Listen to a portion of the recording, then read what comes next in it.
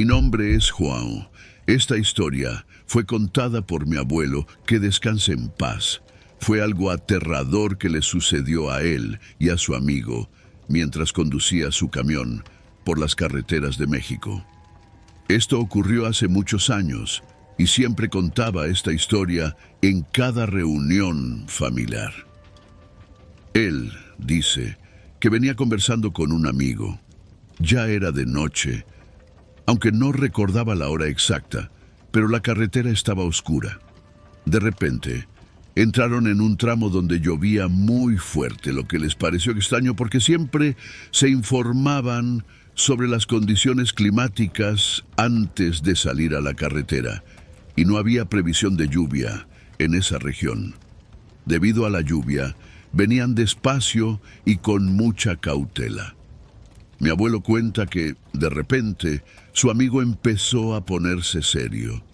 Estaba riendo y conversando sin parar, pero de repente su expresión cambió y empezó a decirle a mi abuelo que necesitaba ir al baño, que debía parar en algún lugar al lado de la carretera para que pudiera bajar y hacer sus necesidades. Mi abuelo le dijo que eso era imposible porque estaban en una zona donde solo había cerros a los lados. No había dónde parar y la lluvia era muy intensa para que bajara en esas condiciones, aumentando el peligro de sufrir un accidente en la carretera. Mi abuelo le pidió que esperara un poco, ya que estaban saliendo de esa área y la lluvia ya se había calmado un poco. Sin embargo, su amigo fue muy insistente. Estaba desesperado para que mi abuelo detuviera el camión. Dijo que no podía aguantar más, que tenía que parar en cualquier lugar en ese momento exacto. Mi abuelo ya estaba irritado con tanta insistencia. Parecía que su amigo no entendía el peligro que eso implicaba. Aunque mi abuelo era una persona tranquila, ya se sentía un poco incómodo al ver la insistencia de su amigo, sin saber por qué, de repente, se había puesto así. Dijo que, cuando salieron de esa área, ya no llovía, y mi abuelo salió de la carretera, estacionó en el monte, para que su amigo pudiera ir al baño. Mi abuelo se sorprendió mucho cuando su amigo le dijo que necesitaba que él fuera junto. Mi abuelo bromeó con él, diciendo que lo dejaría allí, pero cuando vio la cara preocupada de su amigo, decidió acompañarlo. El hombre lo llevó lejos del camión y le dijo que había alguien más en la cabina, que lo miraba todo el tiempo por el retrovisor, que estaba justo detrás de mi abuelo, por lo que él no podía verlo. Agregó que tenía ojos grandes y una sonrisa muy blanca y grande que los observaba todo el tiempo. Mi abuelo, totalmente incrédulo, simplemente se rió frente a él y volvió al camión, pensando que su amigo solo estaba bromeando. Cuando mi abuelo volvió al frente del camión, allí en la escalera para subir, el pasajero tenía huellas de lodo. Mi abuelo dice que era como si un gallo enorme hubiera salido del camión, porque eso era lo que parecían las huellas. Cuando entró al camión, revisó la cabina, encendió la luz, y lo único que encontró fue algo que parecía ceniza esparcida por toda la cama, algo que no pudo explicar, porque cuando comenzaron el viaje, todo estaba muy limpio, y la sábana blanca, como siempre. Le dijo al hombre que ahora podía subir, que no había nadie allí, y le mostró las huellas y las cenizas esparcidas en ese lugar. Ambos se asustaron, pero continuaron el viaje.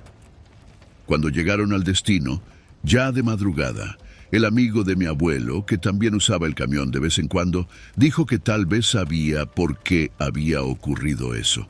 Dijo que había algo que no le había contado, que la semana pasada, cuando mi abuelo le prestó el camión, recogió a una mujer de la vida.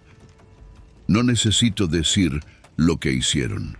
Sin embargo, después de hacer lo que les correspondía, el amigo de mi abuelo la llevó de regreso al lugar donde la recogió, y ella terminó pidiendo una gran cantidad de dinero, y el hombre no quiso pagar. Entonces ella lo amenazó, diciéndole que algo muy malo le iba a suceder, pero él no creyó. Mi abuelo se sintió muy desconcertado. Por un lado, irritado con lo que su amigo había hecho dentro de su camión. Por otro lado, no sabía si creer en esas cosas, aunque tampoco pudo encontrar una explicación para lo que les había sucedido esa noche. Tal vez la mujer era una bruja y pensó que el camión pertenecía al amigo de mi abuelo, haciendo algo maligno para él. El hecho es que mi abuelo, aún así, habló con un sacerdote que bendijo el camión y nada más sucedió en el vehículo. Sin embargo, su amigo informó haber presenciado eventos extraños en su casa. Veía figuras oscuras y aterradoras, experimentaba escalofríos repentinos por todo el cuerpo que persistían, y algunas noches despertaba de repente, dominado por un miedo indescriptible. Los eventos tomaron un giro sombrío 2 meses después. El amigo de mi abuelo enfermó gravemente y en pocos días falleció abruptamente de un paro cardíaco. No afirmo que la mujer o bruja fuera la causa de esta desgracia, pero la coincidencia es muy extraña. En ese momento tenía 50 años y gozaba de excelente salud, lo que hace que este desenlace sea aún más misterioso. La interpretación queda a criterio personal. Esta es la historia de mi abuelo. Gracias por su atención. Hola, mi nombre es Ricardo y soy de Tijuana, Baja California, en México. Durante muchos años fui miembro de la Iglesia Mormona y en ella fui llamado a prestar servicio durante 2 años como misionero fuera de casa en el sur del país, por los alrededores de los estados de Tabasco, Chiapas y Veracruz. También visité otros países como Argentina y Brasil. Todo mi tiempo allí fue enriquecedor, como describían mis compañeros ex-misioneros. Pero tuve una experiencia un poco fuera de lo común, específicamente en la ciudad de Tenosique, en Tabasco. En esas partes del sur de México, es muy común creer y practicar la brujería, entre otras cosas aún más perturbadoras. Un día, una hermana de la iglesia nos llamó. Ella quería que hiciéramos una oración para su vecina que se estaba sintiendo mal desde hace varios días. Su nombre era Mariana. Cuando llegamos a la casa de la señora, notamos que había cerca de 6 personas que nos saludaron y conversaron normalmente con nosotros. Mariana, que estaba con el malestar, estaba sentada en medio de la sala, sin hablar ni moverse, mirando fijamente la puerta. Intentamos conversar con ella, preguntarle cómo estaba, pero sin éxito. Ella permaneció en silencio y no dijo ni una palabra. Cuando comenzamos la oración, pusimos las manos sobre su cabeza y yo empecé a proferir las palabras, orando a Dios para que la bendijera. En ese momento, mis brazos comenzaron a sudar mucho, sentía mucho calor y mis manos temblaban. Pero eso no era lo más extraño. Lo realmente extraño fue que Mariana empezó a hablar en un dialecto que yo no reconocía. Decía palabras que no eran en español ni en otro idioma que yo hubiera escuchado antes. Sabía que hay lugares donde se hablan dialectos indígenas, pero en esa ciudad eso no era nada común. Recuerdo mucho una frase que dijo mientras hacía la oración: Dios, ayuda a la hermana a liberarse de cualquier mal que esté afligiendo su cuerpo o su alma. Después de decir estas palabras, la señora se levantó y fue rápidamente hasta el fregadero de la cocina. Mi compañero misionero y yo nos apresuramos para ver qué estaba pasando. Al parecer, ella estaba vomitando. Yo sostuve su espalda y ella sostuvo mi brazo para darse apoyo. Fue entonces cuando nos dimos cuenta de que estaba vomitando una masa de color muy oscuro. Era un negro intenso, como si fuera tinta. Mi compañero y yo quedamos paralizados, pues cuando ella terminó de vomitar todo y volvimos a la sala con los demás, Mariana empezó a hablar normalmente. Nos saludó y preguntó qué hacíamos por allí, si podía ofrecernos algo. Nos miramos sin saber qué responder. Dijimos que solo estábamos visitando para ver cómo estaba. Después de eso, la hermana que nos había llamado inicialmente nos dijo que días antes, Mariana encontró en la puerta de su casa una manzana con algunas velas alrededor y un líquido que tenía un olor muy extraño. Al parecer, ella fue víctima de alguien que tenía algo contra ella. No estoy seguro de qué fue todo eso, pero lo que puedo afirmar es que, después de eso, me quedé con una sensación extraña en los días siguientes. Al final, solo traté de seguir adelante y no pensar más en lo que había pasado. Me gustaría relatar la historia que me ocurrió a mí y a otros 3 amigos míos, Marcos, Joan y Pablo, el año pasado. Esto sucedió cuando íbamos a acampar en el Parque Nacional del Caparaó. Hoy en día vivo en Mimoso. El lugar que visitamos es una colina bastante grande, donde en la cima hay una cruz enorme que se puede ver desde algunos kilómetros. Era costumbre subir en cierta época del año. Se reunía mucha gente y todos nosotros hacíamos el mismo camino, que es un poco largo. Cuando llegábamos a la cima, acampábamos toda la noche y bajábamos al día siguiente. Toda esta historia comienza una noche con los amigos, donde, ya con algunas cervezas, comenzamos a hablar sobre viajes que deberíamos hacer todos juntos. De esos que solo quedan en la conversación y nunca se realizan. Hasta que Marcos dijo: vamos a subir el próximo fin de semana. ¿Quién se anima? Todos dijimos que sí, pensando que solo quedaría en la conversación. Así quedó por una semana, hasta que Marcos, por el grupo de WhatsApp que tenemos, preguntó cuándo iríamos.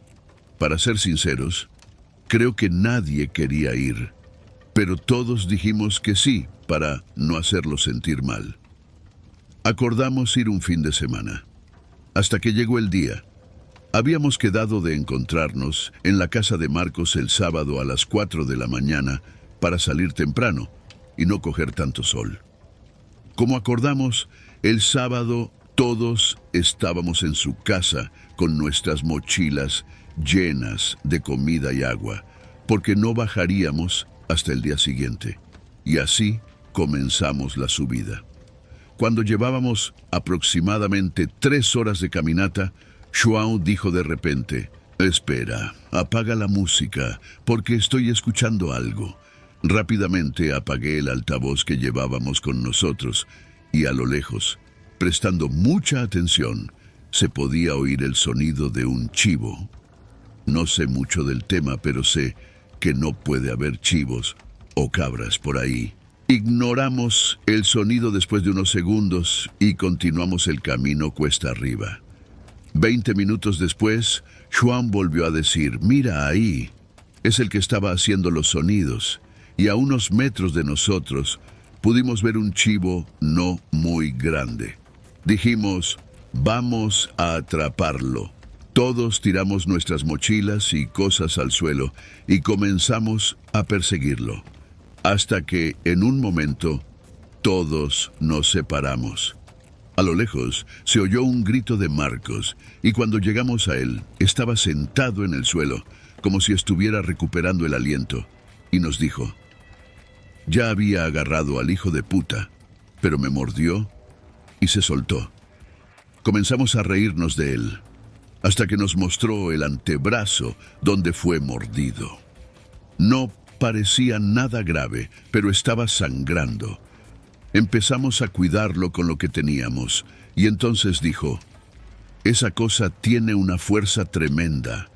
Mi padre tiene algunos incluso más grandes, pero ninguno con la fuerza de ese que se soltó. Seguimos riéndonos y empezamos a buscar nuestras mochilas que habíamos dejado tiradas. Fuimos encontrando una por una, hasta que la de Marcos la encontramos colgada muy alto en un árbol. Le preguntamos si la había dejado allí, y él dijo que no. Nos dijo: seguramente alguno de ustedes la colgó allí.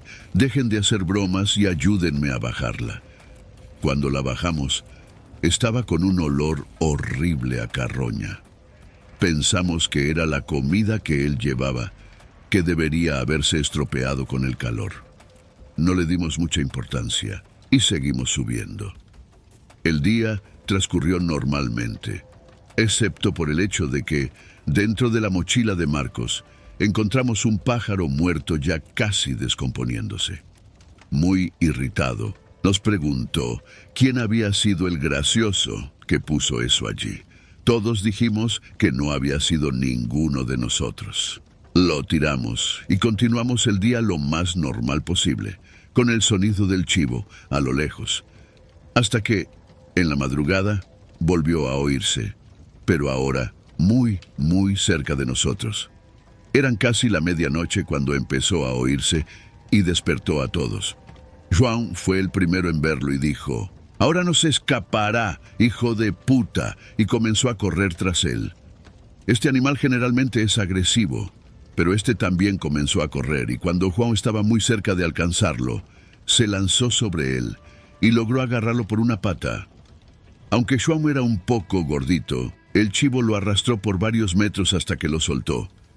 Seguimos corriendo tras él hasta que, juro, el animal se puso en dos patas y corrió así. Corrió, mientras gritaba: «Marcos, Marcos», y juro que se estaba riendo. Esa cosa se estaba riendo de nosotros.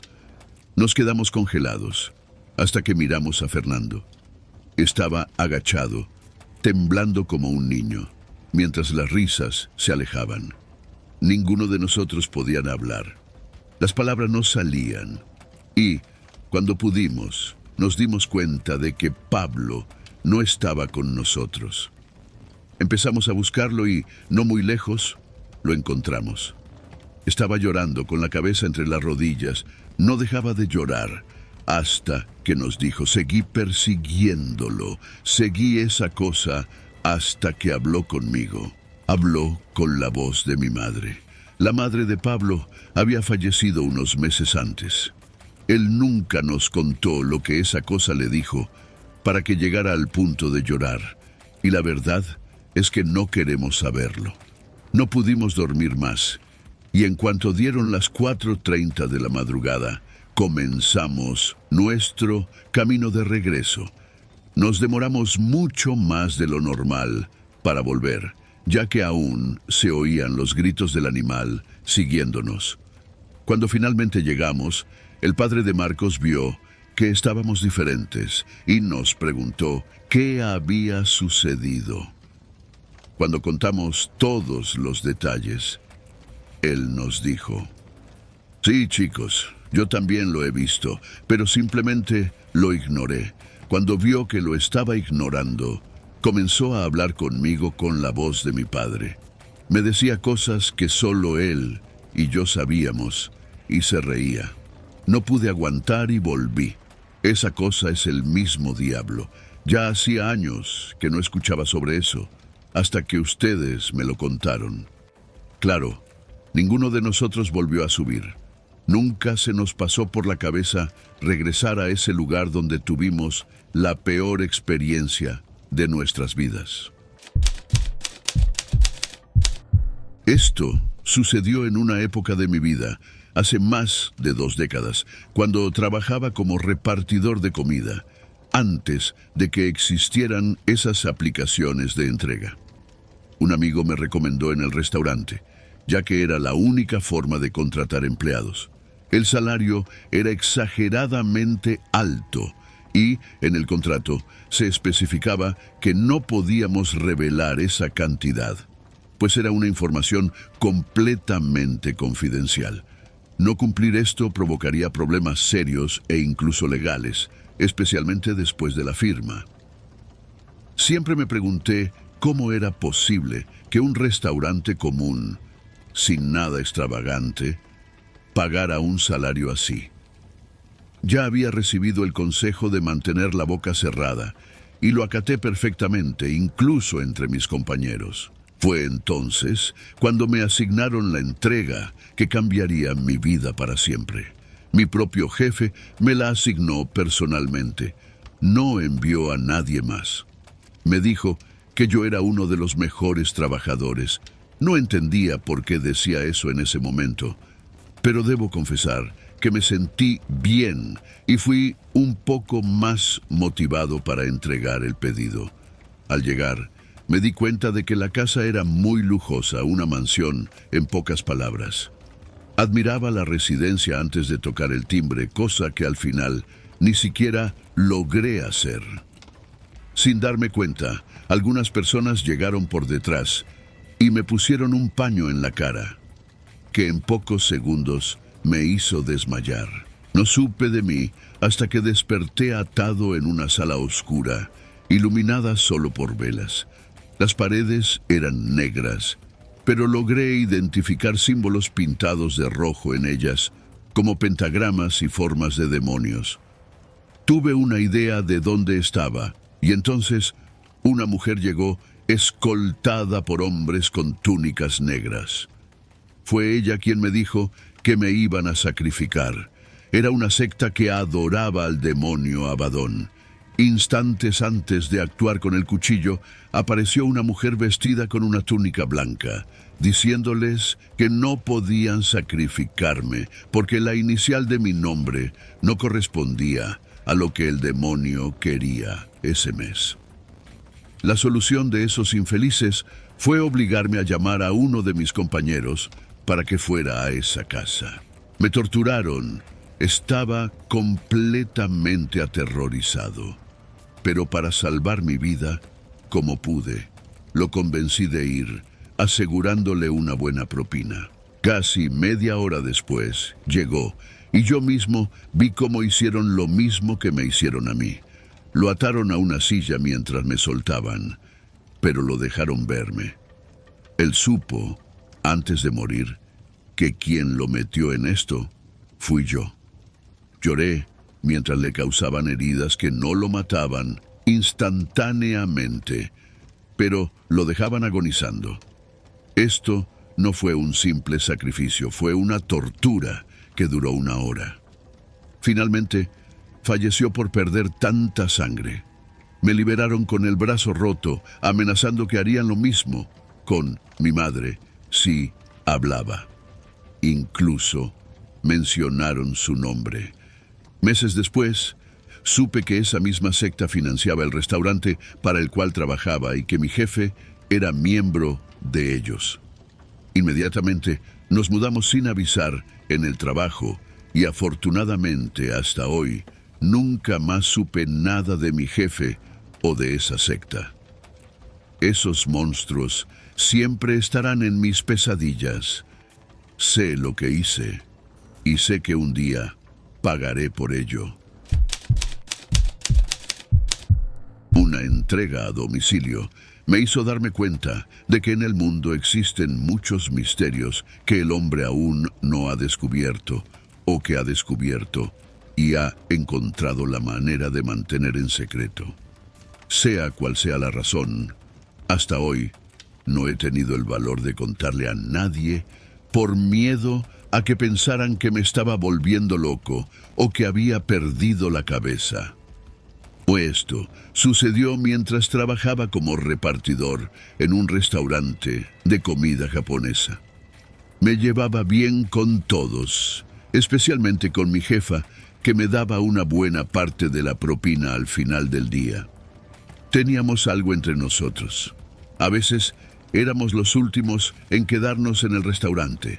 Otras veces nos íbamos temprano y ella usaba la excusa de que me daba un aventón solo porque iba en el mismo camino y le gustaba manejar. Nunca supe si algunos compañeros lo notaron, y por miedo a ser despedidos, no decían nada. Pero no me importaba, ella era muy bonita y alegraba mis noches solo con verla. A pesar de todo esto, una noche puso fin no solo a ese romance, sino también a mi trabajo en ese restaurante. Me asignaron un pedido como cualquier otro. Me dieron un papel con la dirección y el nombre de quien lo hizo. El problema es que, camino a ese lugar, recibí una llamada de un hombre que decía conocerme. Me dijo que me daría una gran propina si esa comida que llevaba en la bolsa no se entregaba donde debía, sino donde él me dijera para que él se la comiera. Le dije, sin entender del todo, que podría ayudar fácilmente llamando para que prepararan algo nuevo y lo entregaran lo más rápido posible. Pero insistió en que no, diciendo que sería más rápido si fuera la que yo llevaba. Entonces, volvió a mencionar el dinero. Con eso me convenció y le dije que sí. Me dio la dirección y cambié mi ruta, yendo hacia donde él me indicó. No sé por qué, pero cuando estaba llegando, comencé a tener un sentimiento extraño, y en más de una ocasión, casi perdí el equilibrio de la moto y caí. Tuve suerte de que las calles estuvieran vacías a esa hora, o habría tenido un accidente grave. Llegué donde ese hombre me dijo, pero era un estacionamiento. Al principio no vi a nadie. Traté de llamarlo y entonces escuché el teléfono sonar. Seguí el sonido, caminando lentamente.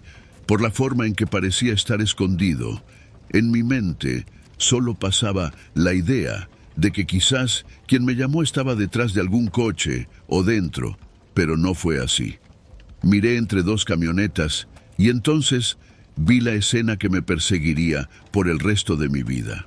Un cuerpo sin vida estaba en el suelo con el celular sonando al lado y encima de él estaba un hombre, aparentemente un hombre, pero con pelaje negro en todo el cuerpo, comportándose como un animal y lleno de sangre de ese hombre.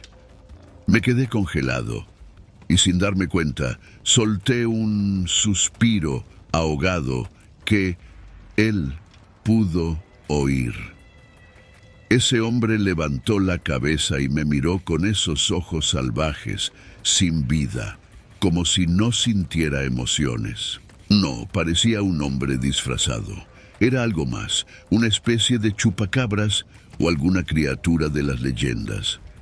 Recuperando el control de mi cuerpo, retrocedí lentamente, tratando de no hacer ruido. A pesar de que ya me había visto, esa cosa gruñó, pero no se movió de la posición sobre el cuerpo.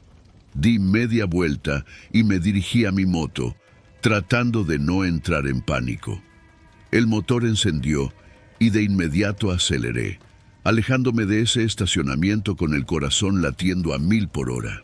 Mientras volvía al restaurante, traté de calmarme y pensar en lo que debía hacer. No podía volver allí, como si nada hubiera pasado. Tenía que contarle a alguien. ¿Pero a quién? ¿A la policía? ¿A la jefa? ¿Quién me creería? Decidí que lo mejor era hablar con mi jefa.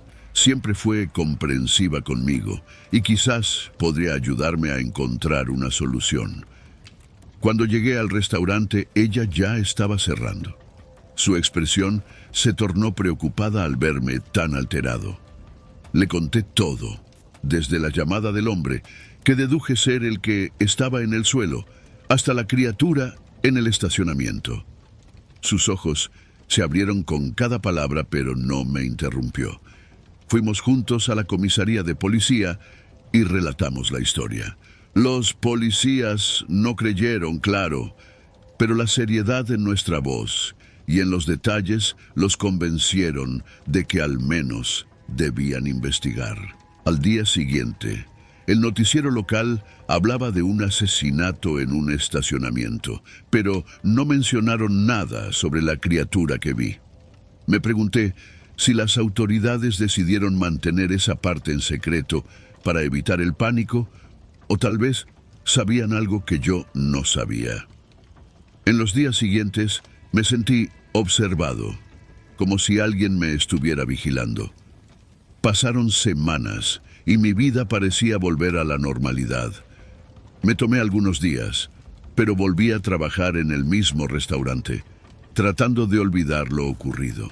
Una noche, mientras cerraba el restaurante, mi jefa se acercó a mí, pero no de la manera en que lo hacía antes, sino como si quisiera contarme algo.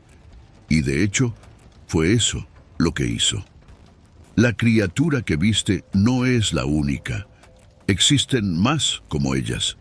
Mi tío pertenece a una sociedad que se esconde entre nosotros. Algunos pueden ser tranquilos, pero hay otros, como ese, que pueden ser muy peligrosos. No puedes decir nada de lo que viste, pues podrías estar en gran peligro si quieres hacer esto público. Me quedé paralizado, sin poder procesar lo que me estaba diciendo. No sabía qué hacer o decir. Me quedé sin palabras y solo dije que necesitaba irme. Si no hubiera visto lo que vi, nunca habría creído en esto. Pero después de lo que vi, ¿cómo iba a reaccionar? Al día siguiente, recibí un mensaje de ella diciendo que no volviera al trabajo, que era lo mejor, y nunca más supe de ella. Desde ese día, vivo con la certeza de que el mundo es mucho más misterioso y peligroso de lo que jamás imaginé. Quizás nadie crea en mi experiencia, pero yo sé lo que vi. Mi esposa y yo tomamos vacaciones anuales en diferentes lugares. Es nuestra manera de tomar un descanso de la vida cotidiana y pasar tiempo de calidad juntos. Este año reservamos una cabaña en el estado de Massachusetts. Estaba apartada y descrita como tranquila y pacífica, lejos de otros lugares o personas. La mayor parte de nuestra vida es muy ajetreada, así que esto nos parecía perfecto. Cuando llegamos, fuimos a un supermercado a pie para comprar lo que necesitábamos y luego tomamos un taxi hasta la cabaña. No alquilamos un coche porque sabíamos que solo estaríamos allí por 3 días y queríamos pasar ese tiempo solo en la cabaña. Si cambiábamos de opinión o necesitábamos algo, siempre podíamos pedir un Uber. El viaje en taxi tomó poco más de 1 hora desde la ciudad donde aterrizamos. La mayor parte del trayecto fue entre enormes cadenas montañosas y paisajes cubiertos de árboles. Era realmente hermoso y nos emocionaba nuestra estadía. Alrededor de las 7 de la tarde llegamos a la cabaña. Estaba completamente sola en medio del bosque. Incluso la entrada que llevaba a ella era poco más que huellas de neumáticos en la tierra. Bajamos y pagamos el taxi. Luego llevamos nuestras cosas adentro. La cabaña en sí era pequeña. Había la planta principal que tenía la cocina y la sala de estar con una escalera que llevaba a un altillo donde estaba la cama. La zona de la cama en el altillo era baja. Literalmente tenías que gatear para llegar a la cama. De cualquier manera, desempacamos muy rápido ya que estábamos cansados del vuelo. Luego, abrimos una botella de vino para relajarnos por la noche frente a la chimenea. Y conversamos sobre lo ansiosos que estábamos por los próximos días. Ya eran alrededor de las 11 de la noche y, mientras conversábamos, ambos de repente oímos algo afuera. Alguien estaba caminando sobre la hierba cerca de la cabaña. Era fuerte, como si estuviera realmente cerca. Mi esposa parecía nerviosa, así que intenté mostrar calma y le dije que todo estaba bien. Me levanté y miré por la ventana. Solo entonces me di cuenta de lo oscuro que estaba afuera. Miré alrededor, sin ver nada más que grandes árboles por todos lados y una oscuridad total alrededor de ellos. Le dije que no vi a nadie, así que fui a la puerta principal. La abrí y encendí las luces exteriores. Todo Lo que realmente podía ver afuera era una pequeña parte de la entrada, pero tampoco vi a nadie allí. El bosque estaba muy tranquilo y silencioso, así que si alguien aún estuviera caminando por allí, sentiría que podría oírlo. Volví adentro y le pregunté a mi esposa si aún oía los pasos, y ella dijo que el sonido no parecía haberse desvanecido. Simplemente se detuvo de repente en algún lugar detrás de la cabaña. Esto comenzaba a preocuparme, y le dije que subiera al altillo y se quedara quieta mientras intentaba averiguar qué estaba pasando. Fui alrededor y verifiqué todas las ventanas nuevamente, sin ver nada. Luego, volví a la puerta principal. Estaba preparándome para salir cuando un sonido repentino sacudió la cabaña. Miré a mi esposa, que estaba mirando al techo. Alguien estaba en el techo de la cabaña. Me quedé dentro y llamé a la policía, dando instrucciones detalladas de cómo llegar a la cabaña donde estábamos. Durante la hora que tuvimos que esperar, pudimos escuchar algunos pasos caminando por el techo. Aproximadamente 40 minutos después, escuchamos sus botas tocar el suelo, seguidas de pasos alejándose. Miré por la ventana una vez más, viendo su silueta desapareciendo en el bosque. La policía tomó nuestro informe y nos llevó a la ciudad, donde pasamos el resto de nuestras vacaciones. Lo que esa persona estaba haciendo a kilómetros de la civilización, en medio de un bosque, es aterrador. Solo estamos agradecidos de haber salido de allí antes de que algo más pudiera haber sucedido.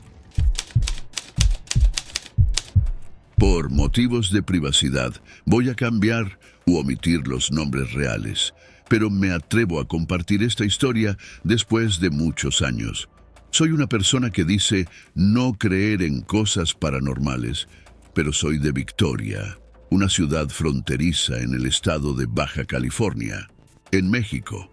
Esta es una ciudad con un abundante flujo de migrantes. Personalmente, he tenido contacto con muchas personas que intentan cruzar de manera ilegal a los Estados Unidos y por una razón u otra terminan aquí, en Victoria. Un día, conversando en mi trabajo con un colega, noté que estaba un poco triste y desanimado. Le pregunté qué le pasaba. Él respondió: «Hoy hace 3 años que llegué a esta ciudad. ¿Te puedo contar algo? Pero no te rías de mí». Esto me sorprendió porque él era una persona muy seria. Comenzó entonces a contar su travesía para llegar a los Estados Unidos desde su tierra natal, Durango. Al principio, todo parecía normal. Ya había escuchado muchas historias similares aquí en Victoria.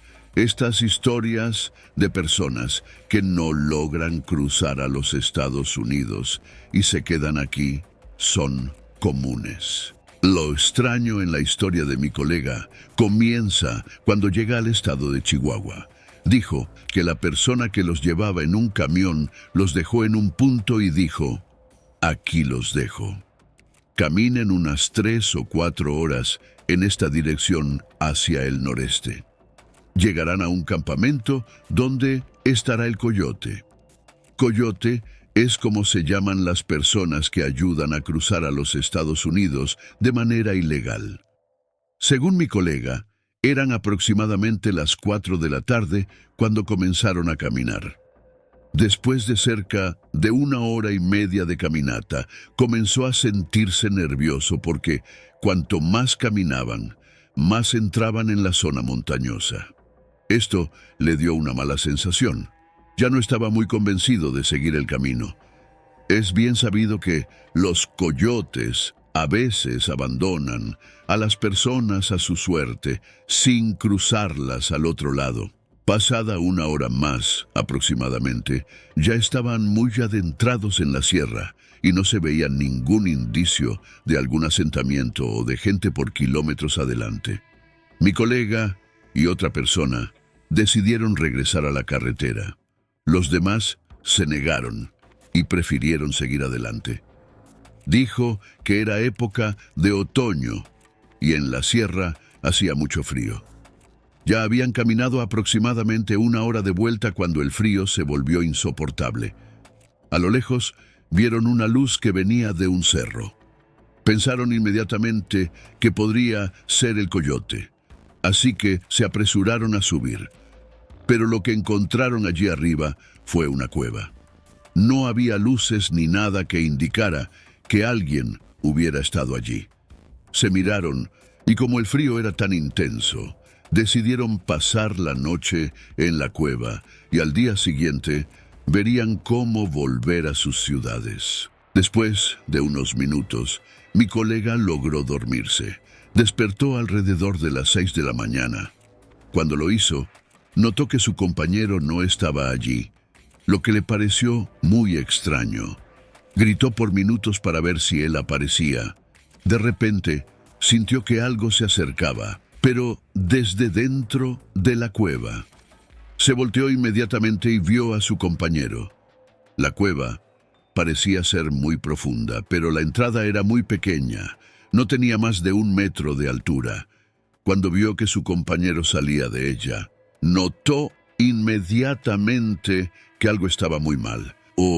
Ese hombre no parecía ser el mismo, tanto físicamente como mentalmente. Su compañero tenía entre 30 y 35 años, pero cuando salió de la cueva esa mañana parecía tener más de 50. El cabello estaba canoso, tenía arrugas. Su piel parecía como si hubiera estado al sol por horas. Tenía incluso ampollas. El hombre balbuceaba y no decía nada coherente, ni podía mantenerse en pie. Se durmió y cerca de 1 hora después, mi colega lo despertó para que pudieran salir de allí. Como pudo, lo arrastró para bajar el cerro y una vez abajo, logró cargarlo para caminar hasta la carretera. Cuando llegaron, esperaron cerca de 40 minutos hasta que pasó un camión cargando heno. Mi colega pidió aventón y entre él y el conductor cargaron al hombre y lo pusieron en el camión que los llevó hasta el poblado más cercano. Una vez en el poblado, llevaron al hombre al único médico del lugar que lo examinó y tras una extensa revisión, dijo que el hombre tenía un cuadro muy grave de desnutrición y estaba deshidratado como si no hubiera tomado agua en los últimos días. Esto no tenía sentido, ya que llevaban agua y comida en sus mochilas. Ese mismo día, más tarde, el hombre despertó y finalmente pudo hablar. Cuando vio a mi colega, le contó lo que había pasado. Dijo que cuando se durmieron en la cueva, despertó de repente y escuchó voces que venían desde muy adentro. Se quedó curioso por haber más gente allí dentro. Entonces recordó la luz que habían visto y decidió caminar unos pasos en la oscuridad para ver qué encontraba. Caminó y caminó en la oscuridad y una vez dentro notó que la cueva era muy grande. Notó que había personas allí abajo, pero vestidas con ropas que no eran de la época. De hecho, no parecían ni de la región. Eran de piel muy blanca, pero con ropas que parecían de indígenas y hablaban en una lengua que él desconocía. Una mujer lo notó de repente mirándolos en la oscuridad. Ella se acercó a él. Era mucho más alta que él. 3 manzanas. Cuando él comió una de ellas, comenzó a sentir dolor en todo el cuerpo. Después de eso, vio una luz que lo cegaba y cayó al suelo. Entonces escuchó que gritaban su nombre y quiso seguir el llamado. Enseguida, se estaba arrastrando hacia afuera de la cueva. Cuando contó todo esto, obviamente, mi colega se asustó. Y por más increíble que pareciera la historia, el hombre parecía más viejo que un día antes, y eso no tenía ninguna explicación. Para no alargar mucho la historia, mi colega perdió la ubicación de la cueva, ya que no sabía exactamente en qué kilómetro de la carretera estaban. Después de eso, no quiso regresar.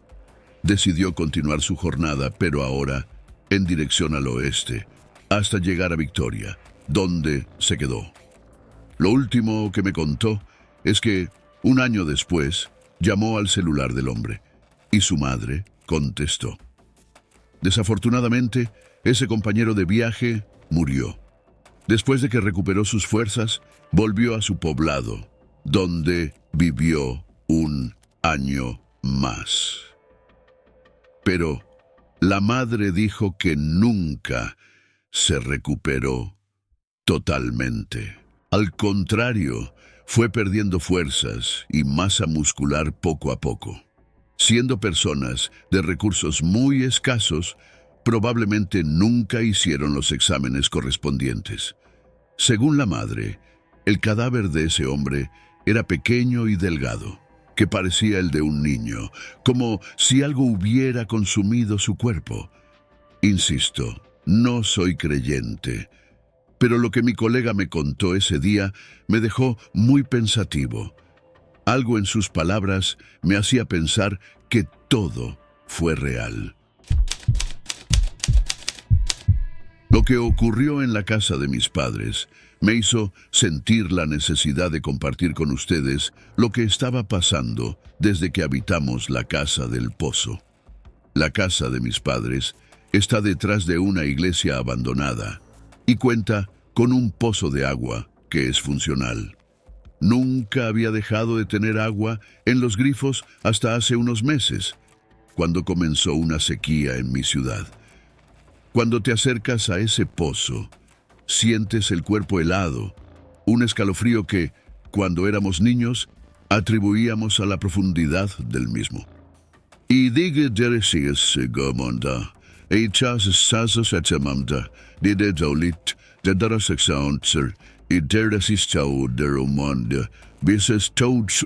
Vivíamos porque decía ese samundase que desde que oímos ruidos y voces que nos llamaban, dejamos de pensar en eso. Cierto día, de esos tranquilos, después de almorzar y ver televisión, yo estaba jugando con mi hermano. En esa época teníamos 13 y 10 años, respectivamente. Oímos ruidos de personas conversando que venían del patio, donde está el pozo. No le dimos importancia. Pensábamos que mi madre tenía visitas hasta que oímos en un tono de voz baja que nos llamaban: «Niños, vengan». Así, bajamos al patio, pero no había absolutamente nadie. Gritamos a nuestra madre, preguntando qué estaba pasando, pero no hubo respuesta. Decidimos seguir jugando y subir las escaleras, pero justo al llegar a la mitad de ellas, oímos la puerta de entrada abrirse. Era nuestra madre llegando de la tienda con los fideos para el almuerzo. Mi hermano me miró horrorizado y preguntó: «Tú también oíste que nos llamaron, ¿verdad?». Solo pude responder que sí, pero que tal vez era nuestra vecina. No quería asustarlo y arruinar esa tarde. En ese momento no sabíamos, pero sería el primero de muchos sucesos que ocurrirían allí. De todos ellos, el que marcaría mi miedo de acercarme a ese maldito pozo fue lo que ocurrió exactamente el día 20 de enero de 2015, un día antes de mi cumpleaños. Estaba solo en casa. Mis padres y mis hermanos habían ido a la playa, y como todo adolescente, ese sería el fin de semana perfecto. Tendría la casa solo para mí, para disfrutar y estrenar mi nueva televisión. Estaba en la cocina preparando mi comida cuando escuché de nuevo ese maldito niño: «Ven». Pero esta vez lo oí muy cerca de mi oído. Estaba seguro de que no había nadie en ese momento, así que intenté simplemente no escuchar. Sé que tal vez no tenga sentido, pero fue eso lo que hice: ignorar. Volví a escucharlo unos minutos después, pero ahora lejos. El miedo comenzó a apoderarse de todo mi cuerpo. Ignoré. Pero ese sería el inicio del fin de semana más aterrador de mi vida. Terminé de comer y al subir las escaleras, justo en medio de la sala, vi una sombra negra con el brazo derecho extendido. Estaba inmóvil y permaneció allí hasta que miré completamente, y ella desapareció. No sin antes escuchar una vez más: «Niño, ven». Corrí como nunca hacia mi cuarto. Intenté calmarme, darle menos importancia, intentar creer que solo había sido mi imaginación.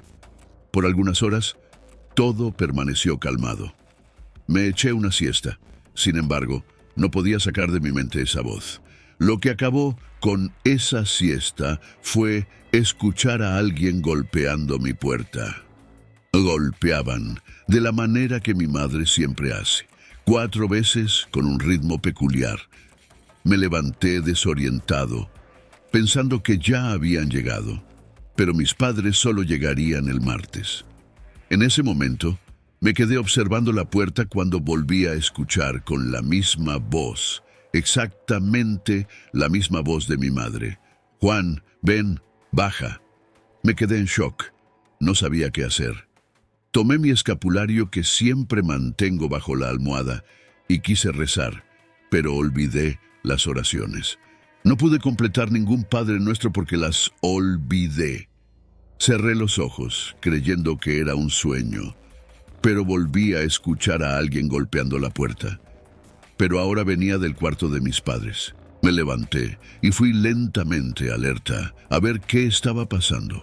No encontré nada, no tenía idea de lo que estaba ocurriendo. Volví a mi cuarto y, como por arte de magia, pude rezar. Eso me dio cierta calma y seguí haciendo mis cosas. La noche cayó. El hambre apareció. Caminé por el pasillo que lleva a las escaleras y justo al comenzar a bajar, nuevamente escuché esa voz que quería hacerme creer que era mi madre. «Juan, ven, estoy frente a la casa». No sabía qué hacer.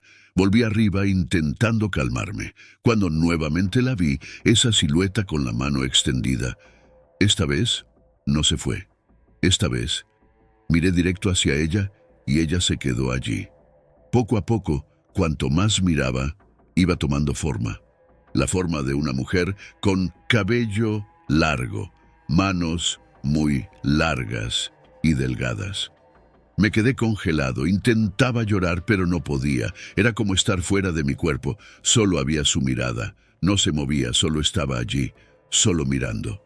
Cuando pude volver en mí, miré el reloj y habían pasado 30 minutos de los que no recordaba absolutamente nada. Sentía que habían sido solo segundos. Bajé e intenté calmarme. Preparé un café y un pan. Hice eso para pensar en otra cosa, para realizar movimientos automáticos que me sacaran del trance de terror por un momento solo. Justo cuando iba a morder mi pan, escuché de nuevo: «Juan, caramba, ven». Esta vez era un tono más irritado, como si me estuviera regañando, pero aún era la voz de mi madre. Juraba que era ella. Me desesperé y grité: «Ya basta, no eres mi madre». Hubo silencio. Luego escuché una risa que hasta hoy me persigue. No tenía idea de cómo reaccionar a eso. Recé de nuevo, pero seguí escuchando lo mismo. No aguantaba más. Sabía que no podría dormir ni fingir que nada de eso estaba pasando. Preparé mis cosas y llamé a mi abuela, que en ese entonces aún estaba viva y era nuestra vecina, a unas calles de distancia. Tomé el teléfono, que estaba en la sala, para avisar si podía dormir allí el fin de semana, pero intentaba recordar el número y no podía. Es un número que hasta hoy recuerdo, pero que en ese momento no podía marcar. Dejé el teléfono de lado, intenté calmarme y decidir sin avisar.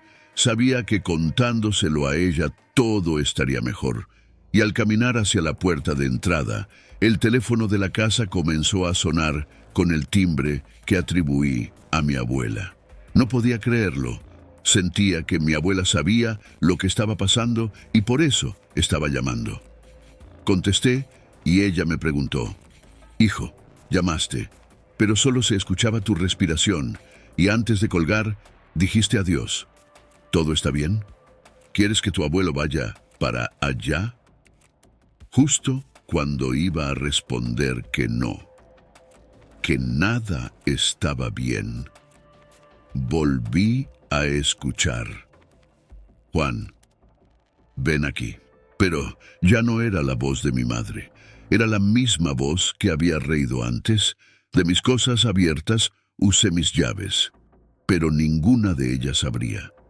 Era como si fuera otra cerradura. No sabía qué hacer, pero por alguna razón me sentía seguro allí. Era como si allí no pudiera sentir ni escuchar nada. Finalmente el cansancio me derrumbó y dormí. No sentía frío, no sentía nada, solo dormí. Pensé que todo era un sueño, una pesadilla. Desperté con la brisa de la lluvia.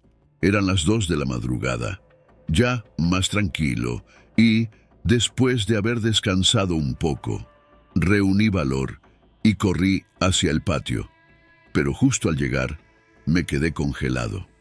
Allí estaba la mujer que había visto junto al pozo, con el brazo extendido apuntando hacia él y con una sonrisa que podía ver entre la oscuridad.